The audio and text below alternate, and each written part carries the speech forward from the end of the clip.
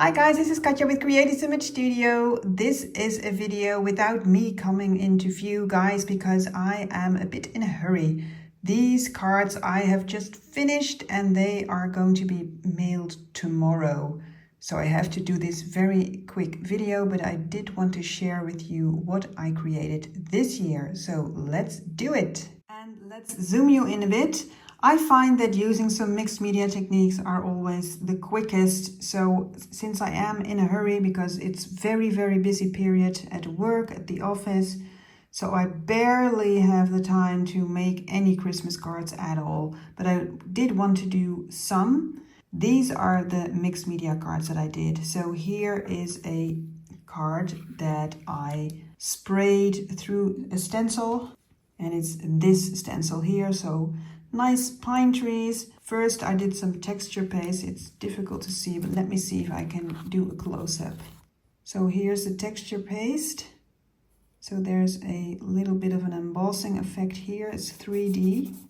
And my go-to texture paste is the Distress Texture Paste by Tim Holtz. Well, it's by Ranger, but the designer is Tim Holtz. This is great. It will take pigments, so inks or paints or whatever.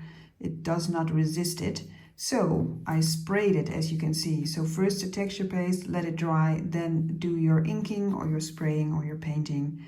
And then afterwards I used some Distress mica spray. So these are all spray stains by Tim Holtz, but then I used a mica stain as well. So that is the glitter effect that you see here. Nice pearlescent metallic. These are the spray stains with mica by Tim Holtz. And I think I used this one. This is the Holly Branch is the color. So that is sort of a lime green glittery pearlescent metallic spray, as you can see.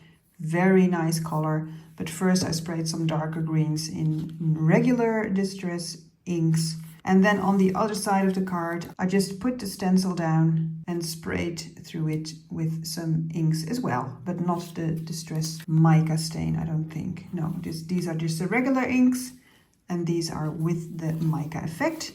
Then afterwards, I added some glittery glue here. These are Stickles by Ranger as well. And I just picked one tree slightly right of center to highlight it. Added a quote chip and added some poinsettia flowers here and a piece of green and red ribbon.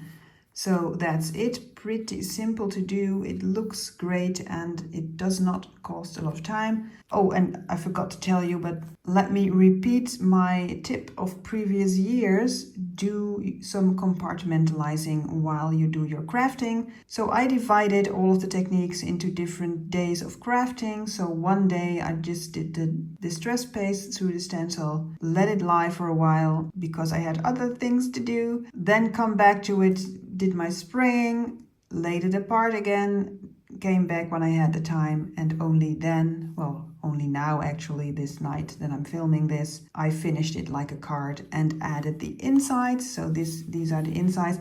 I did it like this because when you're working with the inks, etc., and my hands were a bit inky, and I of course grabbed the card in many different ways, and there were all of these stains.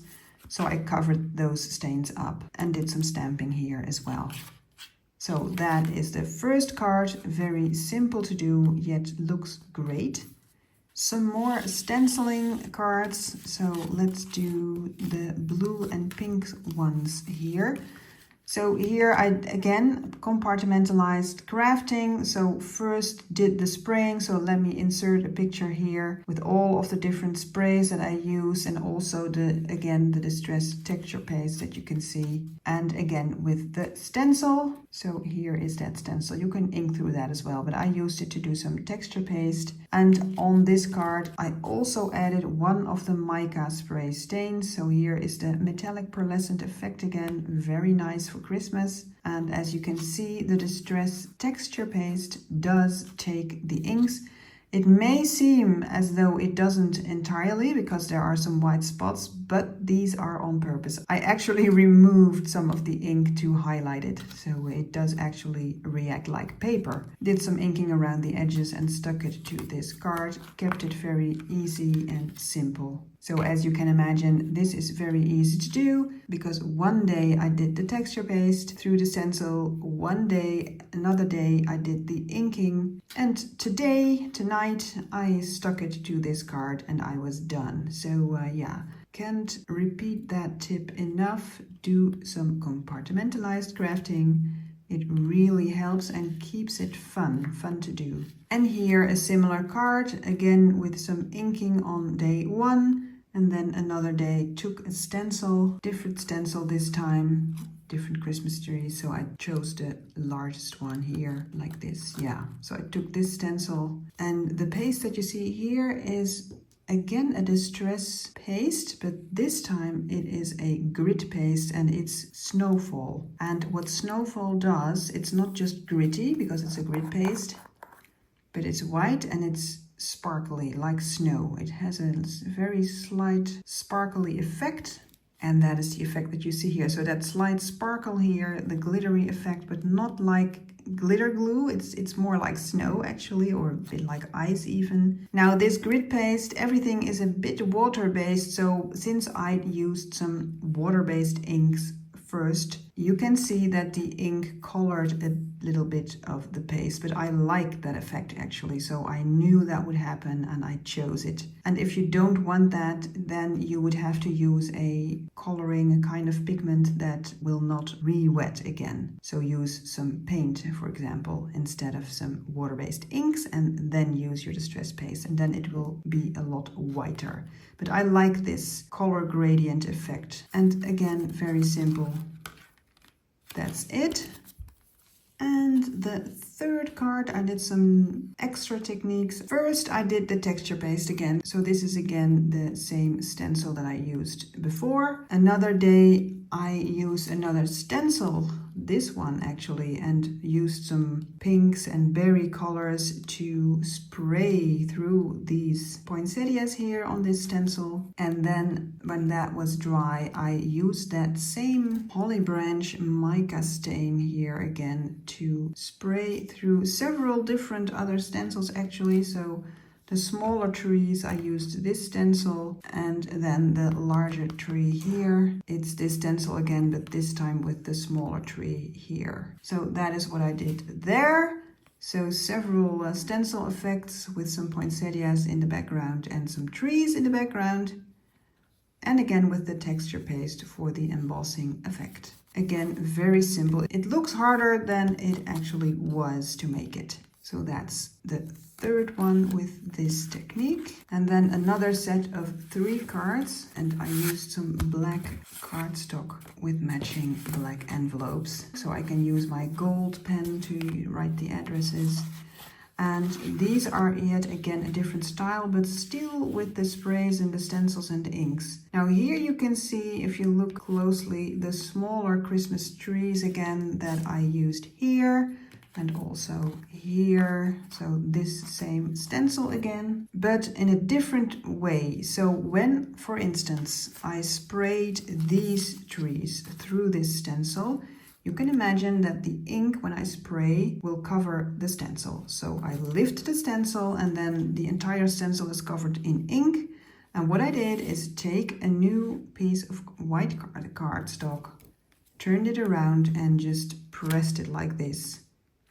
And of course used a paper towel, to get rid of the extra ink, lifted it, and then you have the opposite. So the trees are now white, as you can see here, for instance, as a white trees everywhere, and then the ink around it. So that is the negative effect, as it were. It's the negative of this one. So that is a great way to not waste all of the ink that you just sprayed to get this, and then you turn it over and you get this. So you do a monoprint. Same goes for this card here, but with 2 stencils. So here are the trees again, and here are the flowers that I used here, for instance. So these poinsettias here, all of the pink and berry inks, turned it around and pressed for a monoprinting here. So now the poinsettias are white. And I did the same here, again with the white poinsettias, again a monoprint, but a second time. So at first I did this one, so this is darker, the pinks are darker, more saturated. Then I sprayed the stencil again with water and then pressed it again. So a second monoprinting, that is why this is more like watercolor. And then as you can see, I just chose some nice stamps and just stamped some Christmas stamps. And look what great effect. So very, very, very simple to make. Just do a monoprint or a stencil pattern and then stamp over it is basically the technique, and then stick it onto a piece of cardstock. And like I said, I just chose black in this case. It could have been white or green or red or whatever color pleases you the most. As for the stamps that I used, most of them I found on AliExpress. So here is the little bird that I used for this one. Here is the Christmas tree that I used. Now this one is not from AliExpress. This is Woodware Clear Magic Singles, it's called. This is the number, so there you can see it. And it's called World Peace apparently. So there we go.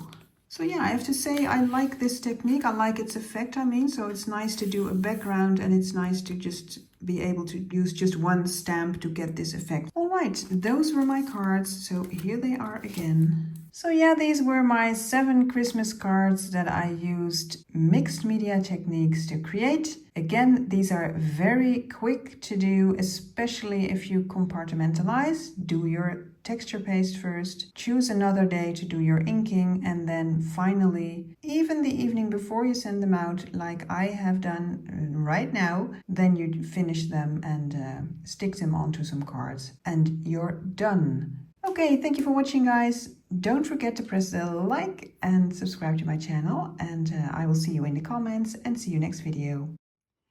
And welcome back to this bonus segment actually of this video, because I saw that I needed some more Christmas cards and I already mailed the previous batch that I just showed you, but I thought before I'm going to edit this video, let's film the new batch as well. Again, this is in one evening that I created these, so let me quickly show you them as well. Here is the first one. Same technique, first do the backgrounds, then on another day the stamping, and then sticking them onto a card. In this case I layered it with a second piece of cardstock, as you can see here, so a yellow piece as a background and then onto a green piece of cardstock. It's a great stamp by Studio Light, as you can see. This is their Essentials collection, the clear stamps, very lovely, and it's one piece as you can see.